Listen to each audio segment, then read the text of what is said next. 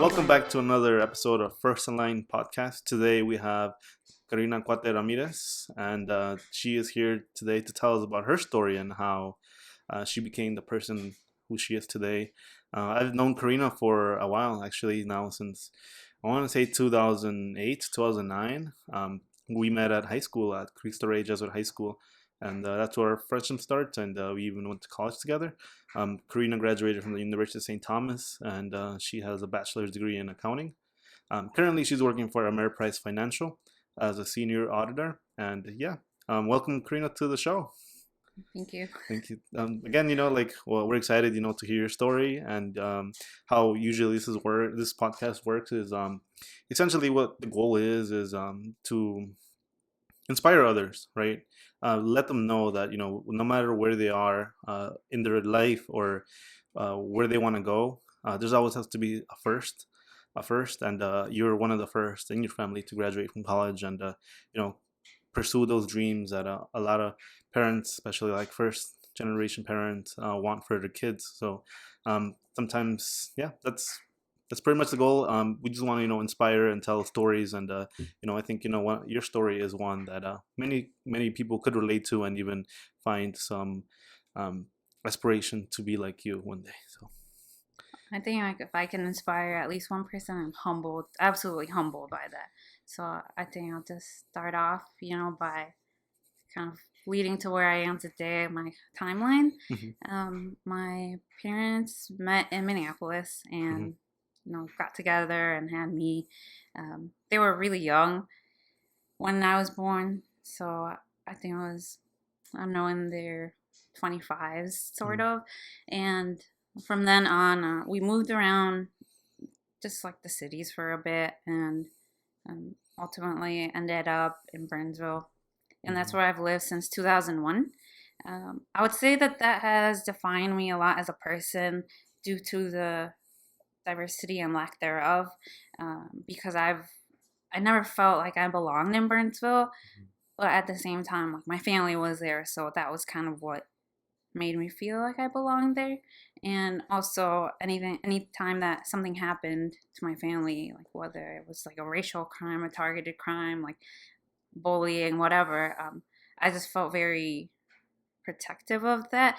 And because there wasn't many Latinos around us, that kind of made me want to stand up for people and fight for people, hmm um, from a very young age. So hmm when I was at my elementary school was called Gideon Pond, and it was only like 3 blocks away from my house. It's hmm still there, not was.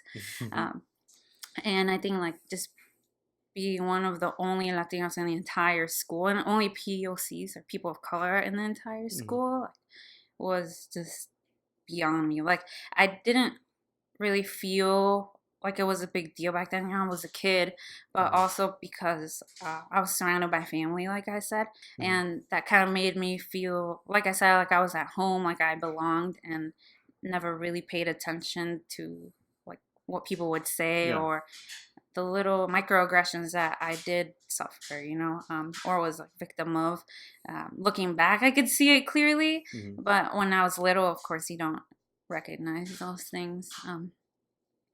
And from that experience, I would say I really like wanted to feel more and more comfortable with Latinos just because there wasn't that many around. And I I know I begged my parents to transfer me to Cristo Rey because my cousin went there, hmm and at first they were very adamant, like, no, just finish your school here. It's so close. Like, you can take care of your siblings, and hmm while we go to work, and you can just be so close to the house, when you're going to go all the way to Minneapolis, like, how are you going to get there? How are you going to get back? hmm And just a lot of, like, obstacles that they were throwing at me, hmm kind of not discouraging me, but kind of encouraging me to continue like the hmm path that they want me to, Yeah. more of like, this is, we're here now, might as well do it Yeah. type of mentality, that every like immigrant parent has. um, and I advocated a lot with my uncle and aunt, and they were just like, Cristo is a good school, like your hmm cousin goes there, like she should go, and try to convince her. And finally, like, I filled up the applications myself, and I brought it to the teachers, to the priest, because you needed Yeah. like a church person for a recommendation and all of that. And even the priest was very supportive. I would say he's always been really supportive of my family. Hmm. Shout out to Father Tom. And I think that's kind of what made my parents comfortable to like, finally make that transition for me. Hmm. And I would say like going to Cristo Rey was just a huge culture shock for me, because it's the first time I'm around Latinos all the time, and I honestly thought that I would feel really welcomed. Yeah. And it's not that that wasn't the case. It was just so weird for me, something new and like foreign, Hmm. that like going there didn't automatically feel like, wow, I'm at home. Yeah. And I think it took a lot to find like my groove and find like a good group of friends, you being one of them, that always supported me no matter what. So I think that's kind of also what made me just stick to like I'm gonna focus on my studies, Hmm. like gotta do well in class, gotta get all A's or whatever. Yeah. And I think like focusing on that really helped me pave the way. And like my parents were like, okay, we made the right decision, because even though she doesn't quite feel comfortable yet Hmm. or whatever she's going through, like she's still showing us that her grades are there, like this is what she wanted. And Hmm. they were just always proud of me for that. And thankfully, like my hard work and dedication got me a full ride scholarship to St. Thomas. Hmm. And it wasn't the only school that offered me a full ride scholarship, Hmm. but I didn't want to get too far away from my parents. And I've heard so many great things about St. Thomas, and St. Thomas had like a partnership with Cristo Rey. So Hmm. I was very exposed to the St. Thomas school and culture and like proximity, everything. Yeah. Um, so And I thought that that was like the obvious choice, and so did my parents. yeah. And Just when did you consider? Yes, I know St. Thomas is a really good school, but when did you consider that like college was going to be your next step, especially being one of the first in your family to go to college?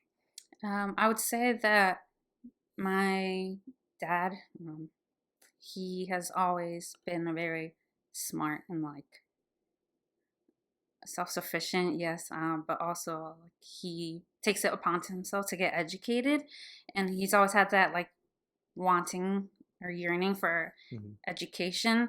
And I think that really inspired me and made me feel like, well, my dad wasn't able to go to college and I had this opportunity, so I have to do it. I have to do it for him, I have to do it for me. Especially too because at Cristo Rey, like that's all they would talk about. Like Hmm. it was like either college or the military, and that was kind of like the definition of success. Hmm. And so I think like on top of my dad, And um, like you said, that's the definition of success. And is it still, do you consider, if is going to college or the military the only way to be successful? no, of course not. Hmm. And I think like that took me experiencing it to Okay. actually understand and know that. Right now, my brother, he didn't go to college, but Uh-huh. he stuck to what he wanted to do, which was music. And he put out his own band. Like he works hard. I know they practice like, at least 5 times a week. Hmm.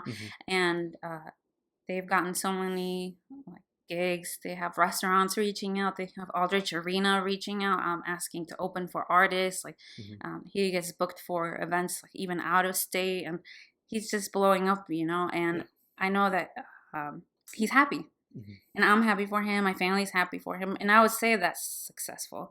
Hmm. And I would say having a family is successful, and Hmm. I would say having just a job is successful. Not just a job, but a job. Um, Yeah. without necessarily like the bachelor's degree or whatever behind it Yeah. is successful. I think success is how you define it, and I think that over time my focus shifted to success being my happiness, Hmm.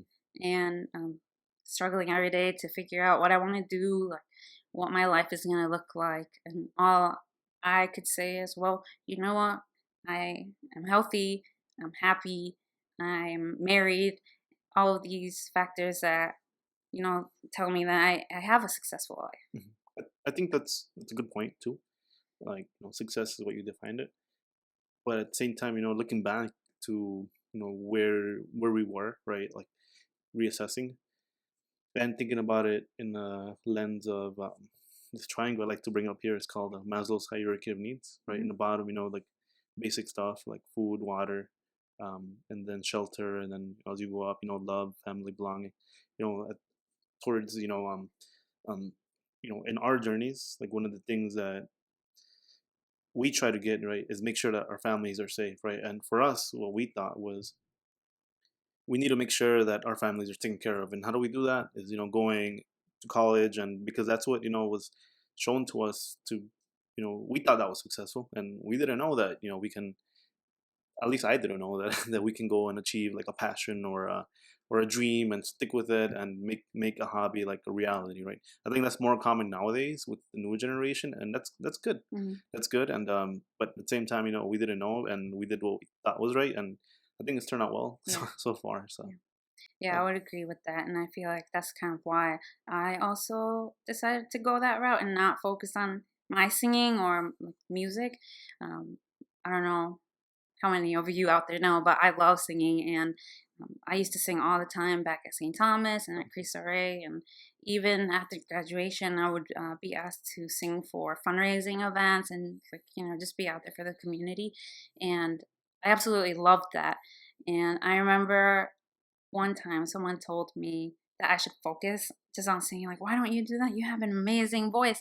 And someone else was there, and they just butted in and said, well, she could be a singer with a degree. And I was like, you know what? You're right. That's what I'm going to stick to. I'm going to be a Hmm. singer with a degree. And I think like it didn't really play out the way that I wanted, especially with COVID, because now it's been like over 2 years that I haven't sang at all. And I think like just not focusing on your passion really also gets you in a state of mind that's like, okay, am I successful or not? Or even if you don't have a passion, like you always worry about like, Hmm. is this success? Because you just are constantly like trying to figure out what is my passion, what is my passion, and you always have that pressure. Hmm. And not having a passion isn't like a bad thing. Hmm. And at the end of the day is like going back to like triangle, Mhm. you know I think being in the place where we are now to try to find like our passion or hobbies is a privilege, because it's like not a lot of people can do that, right? Like not a lot of people can be like, I'm just gonna quit my job, or I'm not, I'm not gonna say I'm saying you're gonna quit your job, but I'm just saying, like, I'm gonna do my passion on the side, right? Some people need to focus on like their bills or stuff, or build, make their hobbies kind of like a side gig first Mhm. before um pursuing it full time, or before it like makes it be their main source of income. Mhm. So I don't know. I think it's a the blessed position to be in. So try and find your hobbies like now, right? So I mean, it's not too late, and you have a Facebook page, don't you? Like Karina sings. Is Oh that what it's called? no, it is my name, Okay. Karina Cuate-Ramirez. Oh, okay. You should send it to us, and we'll post it in the footnotes here. So yeah, it's all very good stuff. And going back to like college, right? Now you're in college. Tell us about your first day at St. Thomas. How did you start? I started with a summer bridge program Mhm. called the Real Program, and um, I think that really helped kind of transition into what college is going to feel like and look like. But also, it was, I think, like maybe 16, 20 people of color, students of color that were there.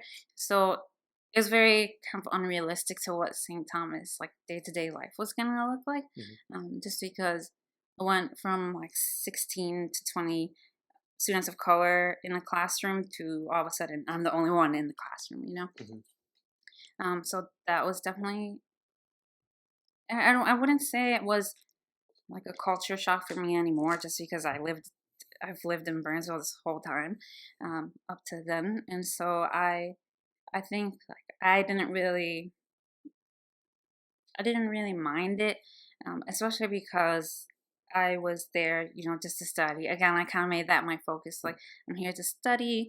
I'm part of clubs and orgs. That's where I see other students of color, and that's where I feel more comfortable and more at home. And kind of decided to take on leadership positions there in the clubs and organizations, just to, try to keep busy and like not necessarily think about like all the bad stuff Mm. and just focus on graduating. What's the bad stuff?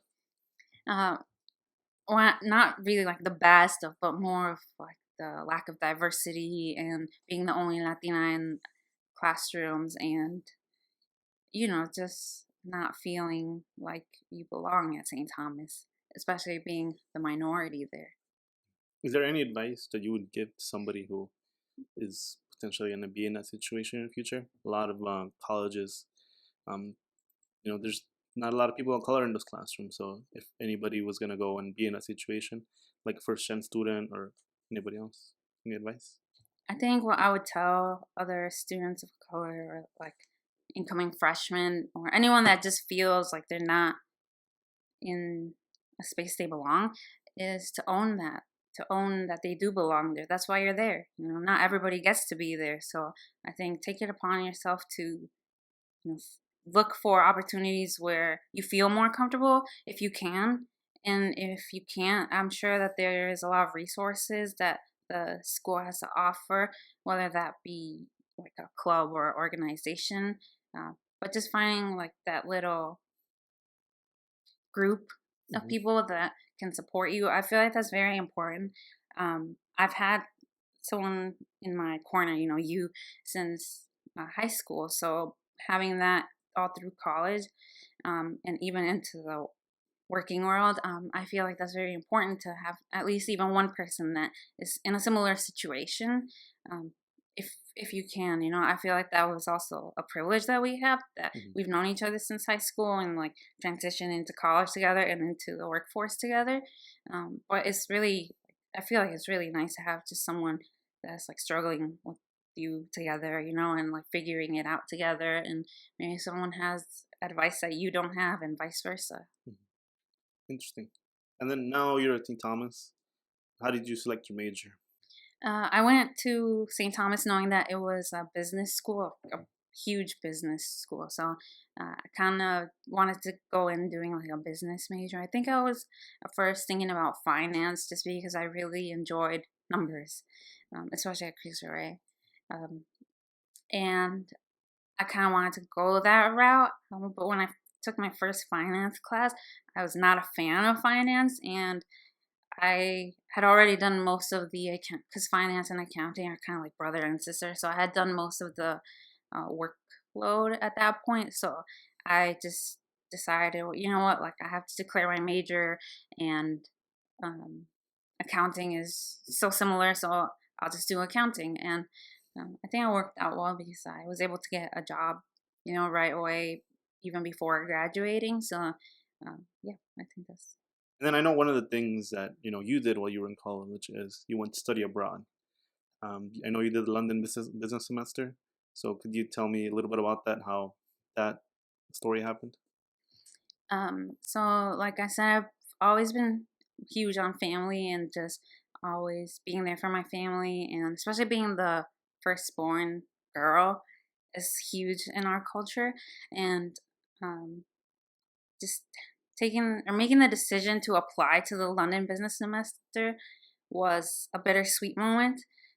And getting accepted was also bittersweet, just because I would kind of feel guilty that I'm leaving my family, or thinking about leaving my family for a semester. Um, and at the same time, it's like this opportunity that not everyone gets. Um, so I think that was a struggle that I had with myself.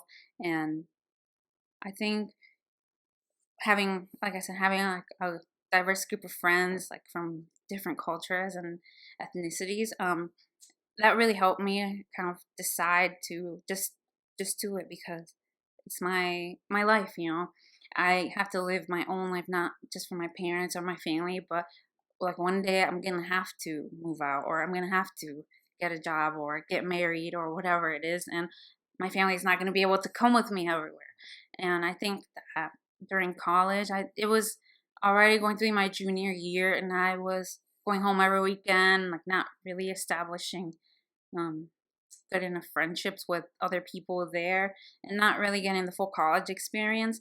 That kind of persuaded me to just do it.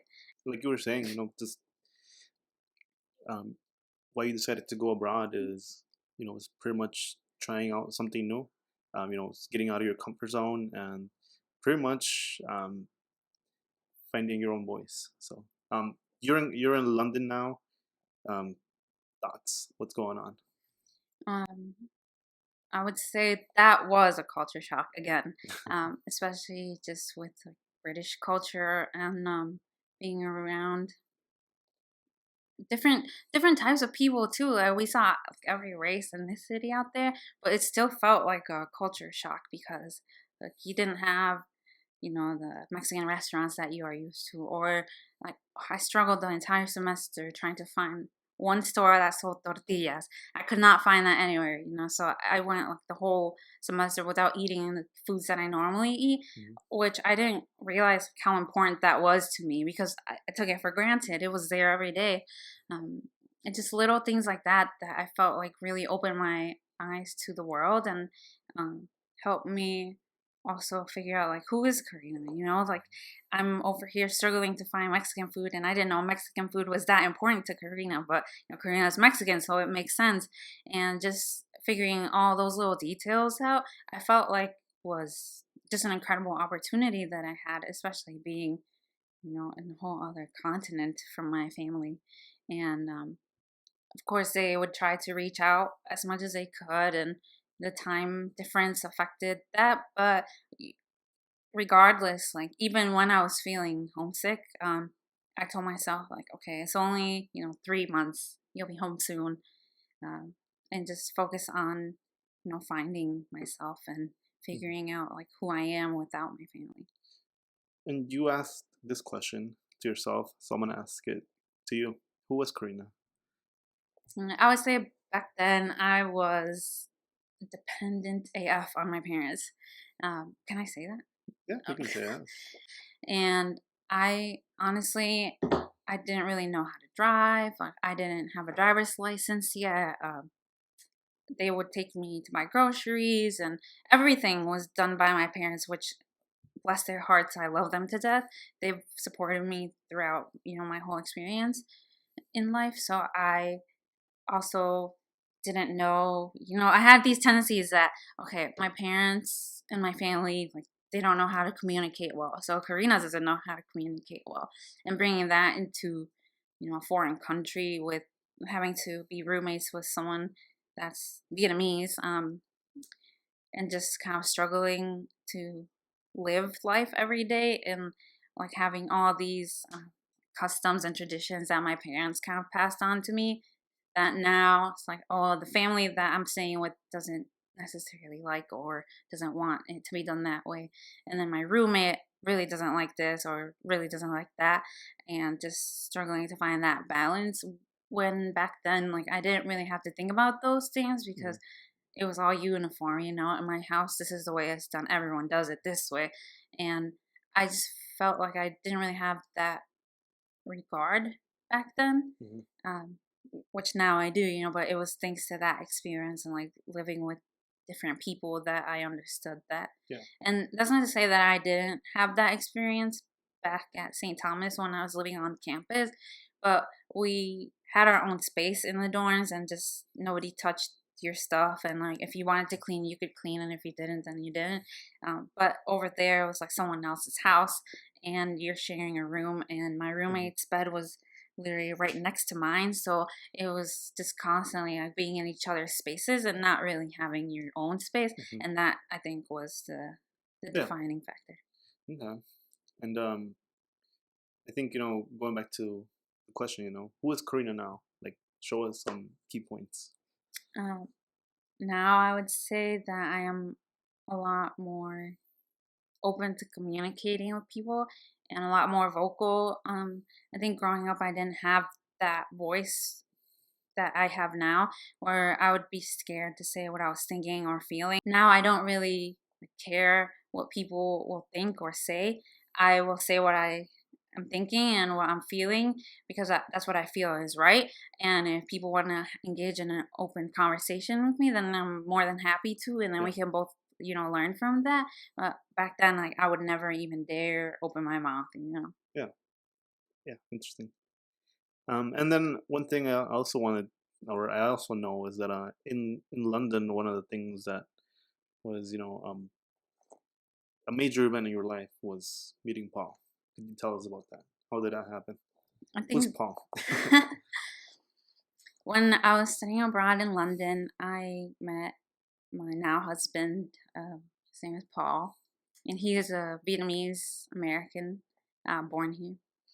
He was And also in the London business semester. yeah, he was in the London business semester as well. And we had every class together, and just kind of one of the, I think, what was it, 4 or 5 of us that were in a group all the time, um, within that like larger London business semester.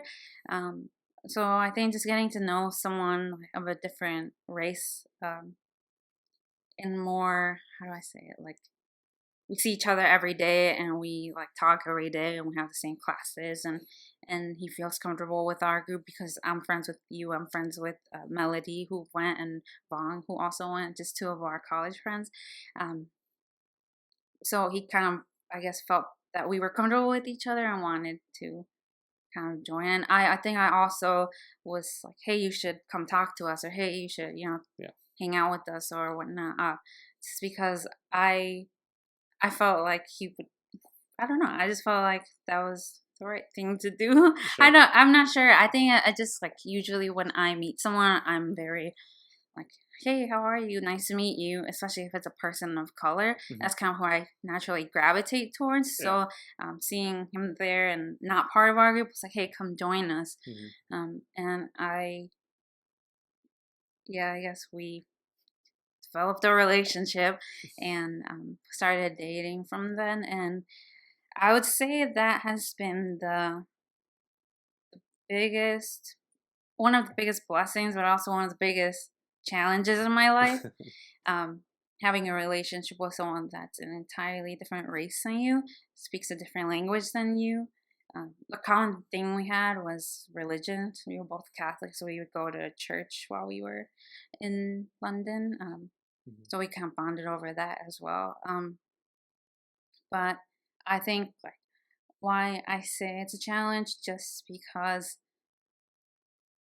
of like, I'll bring it back to like my family customs and tendencies, like not knowing how to communicate when there's something that's wrong. Like I would just want to shut down or keep it in just because I don't want to cause a problem, and that's just kind of how I was raised. Um, I wouldn't say that's how I was raised. That's kind of how I try to make life easier for my parents. Hmm. So I kind of took that approach with him as well, and it was the wrong approach. And I think just because he was more vocal about like, hey, if something is bothering you, you should tell me because I can't read your mind. Hmm. And also, I think he just encouraged like, me talking because he knew that like I wasn't really good at it from like my family and how I was back home, and it took a lot, to just want to talk about my feelings more, be more vocal. And I think that's kind of, not I think, I know that that's what added to me being who I am today, because I would, kind of take the backseat on a lot of the issues that would be raised throughout my life when it came to like racism Hmm. or any problems that my family was going through. And now, like, I'm always like quick to jump in and be like, hey, hey, hey, what's going on? And back then, that I would never do that. But I think thanks to my relationship with someone that's an entirely different culture, like, Hmm. it's really helped me open up and just have healthier dialogue. Of course, I'm no expert, and Yeah. neither is he. Hmm. Like, we still have our moments where we struggle. That's just how it is living with another human being. Yeah.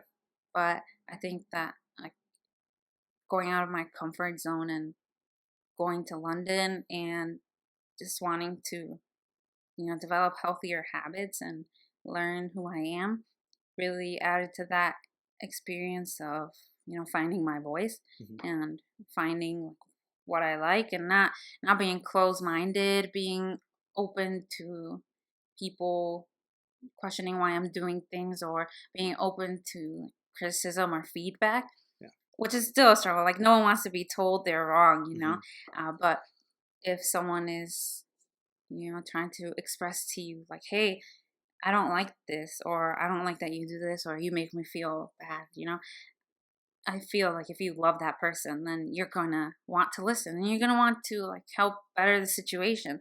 And I think back then, like I would just shut down and not want to hear it, and that's just kind of Hmm. where it would get messy a lot. Okay. Interesting. Yeah. So now, you're in London. You meet Paul. You guys graduate college. You guys get married. Um, Tell us a little bit about that. I would say the married life was a bit difficult at first. Just a living together situation and trying to get used to each other's like habits and trying to figure out, okay, what are we gonna do now, because this is our house, Hmm. you know. There's no rule book. Yeah. There's no rule book. No playbook. Nothing that says. Um, you know, there's no roles to be played. Now, especially today's culture. So. And I think it really helped that we would kind of just try to tag team everything. And well, obviously not at the beginning. Like at the beginning, that's where we struggled a lot with feeling comfortable, Hmm. because it didn't really feel like my house, and as he felt as well, it didn't really feel like his house. Um, so we were like two people living in a house, but it didn't really feel like our house, Yeah. and just trying to figure out like how to make it our house, and okay, what habits are we gonna do? When are we gonna, Yeah. vacuum? When are we gonna mop? And figuring out all of that. And I think at the beginning, that's kind of where it was a bit difficult, but over time, it ended up being like, okay, if I cook, then you wash the dishes, and Mhm. and it just started like tag teaming everything, like dividing it down. Yeah.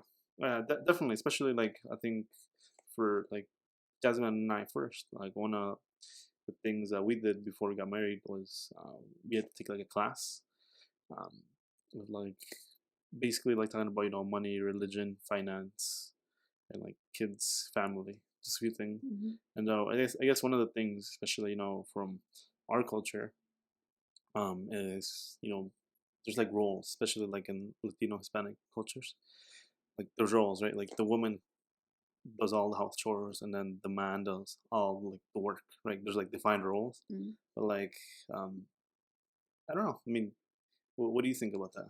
Yeah, I would say that my family, and not just like my mom and dad, but my extended family, aunts and uncles, they are really shocked, I guess, whenever they see Paul in the kitchen or him doing something, like, Karina, like, no lo dejes, no lo dejes. Or like, oh, you're gonna let him like get his own plate. And I'm just like, yeah, that's normal for us, Yeah. he he knows how to cook, he knows how to clean, he's very self-sufficient. And I think like going over to like aunts and uncles and even my parents' house, like Hmm. they always want like, oh, Karina, like, are you gonna give him some food? Do you offer him water and stuff? And like, if I know Paul, like he will get water if he wants it, or he would get something to drink if he needs Yeah. it. And he, like we told him before, like this is your house at my parents' house, like this is your house, feel comfortable, Yeah. all of that. And I think it's just so funny to me, Hmm. kind of seeing like both sides of it, because for us, like totally normal, but for my family, like they just can't believe it. And I know like my grandpa, he passed away from COVID in the summer of 2020. And Paul, he was doing so much for my family. And one day, him and I decided to cook for my aunts and my mom and just my family that was over at my mom's house. And they saw that he was in the kitchen frying some chicken. Hmm.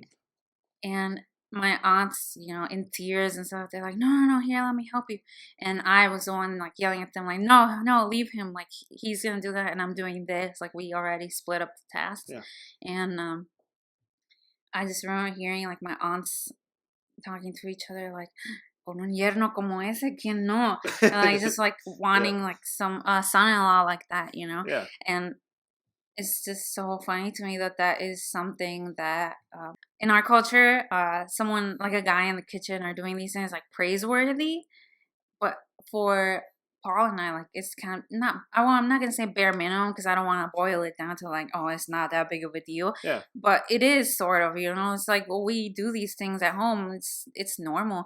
It's not something like, oh, Yeah. you know what? You deserve the world. You deserve the lot. Well, he does, Yeah. but it's not like as big of a deal as my family makes it seem. Like it's like so praiseworthy and stuff. So I don't know. I just think it's the standards for like men in our culture is just like so.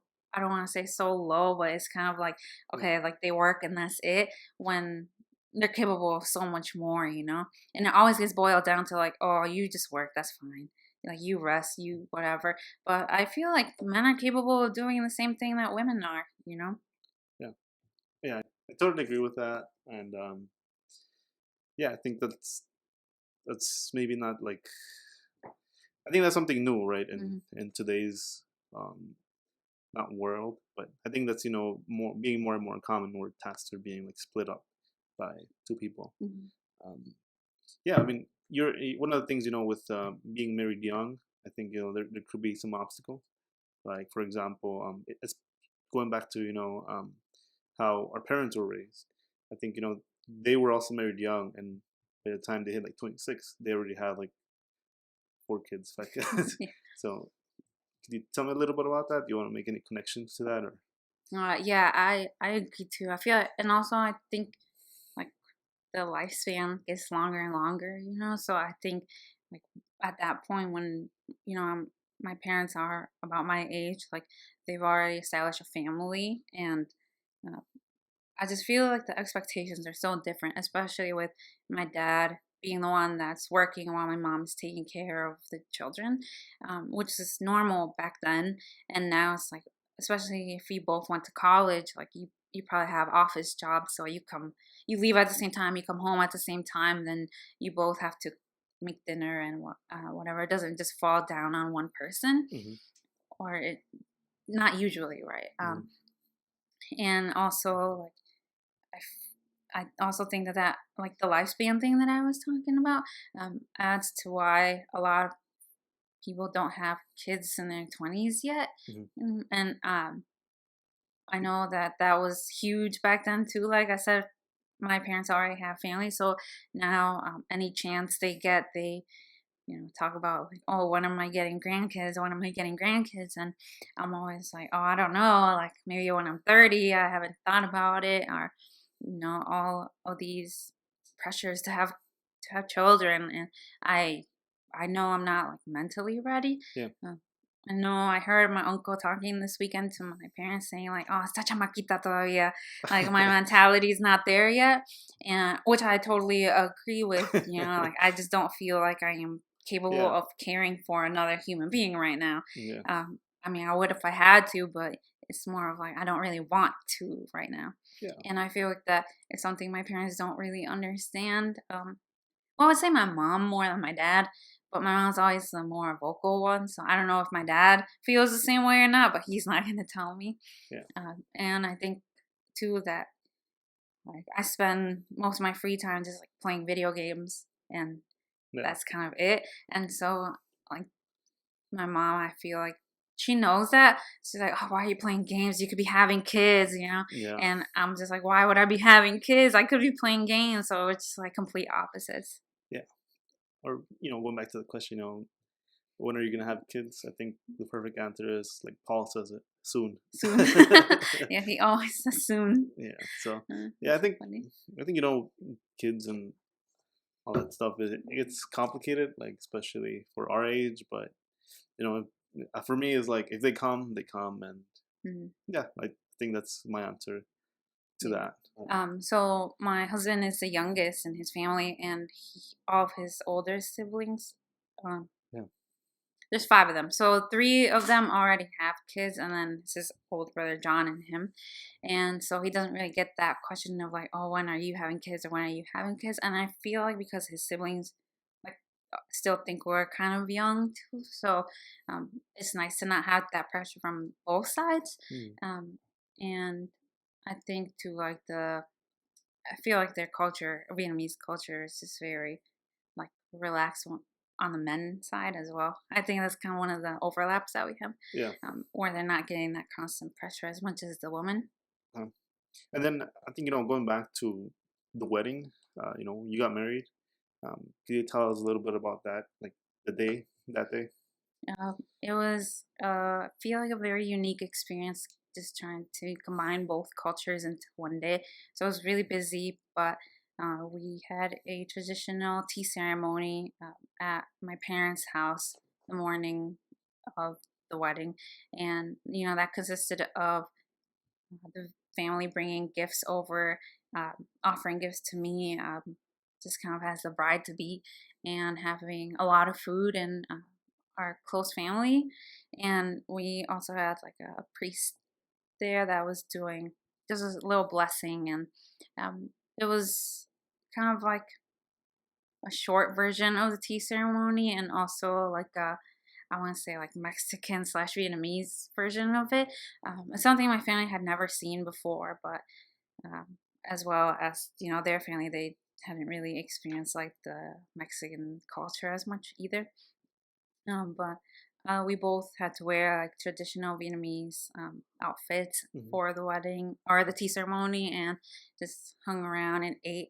And that was all before we went to misa or mass for our wedding, and then went through the mass in Spanish and English just so that both sides could understand. We tried to get a Vietnamese priest as well, but the timeline was just not working out for the people that we knew. Yeah. And then the party was sort of like just given to our family, like, oh, you do what you want, you do what you want. Okay. And so we kind of went, the Mexican way, with all the games and stuff that is played, and the DJ and dancing, music in Spanish, and um, the Vietnamese people that went all telling me like how much fun they had, and they never seen anything like that before and all Yeah. of that. And then of course it was just my family that was there as well, and my family is all thought like, oh, it was so beautiful, like we had so much fun, and like it was fun seeing Vietnamese people dancing to music in Spanish and like being part of our culture. So um, I would say like the day itself was very unique. Trying to figure out how it was gonna play out. You can only like expect so much and plan so much, but just seeing how well it played out, like Yeah. there wasn't any like really real clash of culture, and it really felt like it was merging. Like we merged into one, like Mexican, Vietnamese, Mexican culture. And that's what marriage is about, right? Two people, different people coming together to be one. So I think the wedding was. I think the wedding went well, and I was there, and I think it was a beautiful ceremony. So Mhm. yeah, congrats on your marriage. Thank you. So we're getting closer to the end of the podcast here, and one of the things that I want to highlight is finding your own voice. Um, do you have any advice for anybody going through a similar journey? Like, how do you find your own voice? How do you like become comfortable and saying what you feel is right? I would say it takes a lot of practice on communicating every day with not just your significant other, if you have one, but your family, your friends, anyone in your life really that you talk to. Just finding a good way to communicate in a healthy way as well, um, would be one of the main takeaways for finding your own voice. Also, I personally I have these words that I live by. Um, they're very meaningful to me, and it's the phrase "I live, so I love," and I focus on that every day, because I am a loving person, and I know that, and I've heard that from my family, friends, anyone in my life, really, and just focusing on, okay, I'm alive today, and I'm gonna put love out there, and I feel like that has brought about so many opportunities in my life, and not just opportunities, but blessings too, and just finding like a phrase, a few words, one word even that you is like really meaningful to you, and just repeating it to yourself every day. I personally have it tattooed, so I can see it every day, and every time I see it, I just get so overjoyed, and I tell myself like, you know what, like today is going to be a good day because I'm going to bring love out to the world, and love is going to come right back because I'm a huge believer in energies, and whatever you put out there comes right back in any way, shape, or form. Mhm. So I'm just trying to make sure that I'm putting positive energy out into the world because there's already so much negative energy, Mhm. and that's just my little tidbit. I think that's beautiful. Before we end, is there any special shout outs you want to give to anybody? Yeah, I want to shout out my brother's band, Diego y sus Cuates. You can check them out on YouTube, Spotify, Instagram. I'll have it linked down below. Yeah. Not me, them. Yes. Well, thank you. Thank you. This has been a very awesome and productive podcast. Once again, Karina, thank you very much for joining us in a podcast. It was very awesome and to have you here, and we love hearing your story. We hope you can join us again for another episode soon. Soon. Soon. And yeah, don't forget, for the people watching, don't forget to like, subscribe, follow, and visit our merchandise store and all the links below. And this has been First in Line Podcast. Thank you all for watching.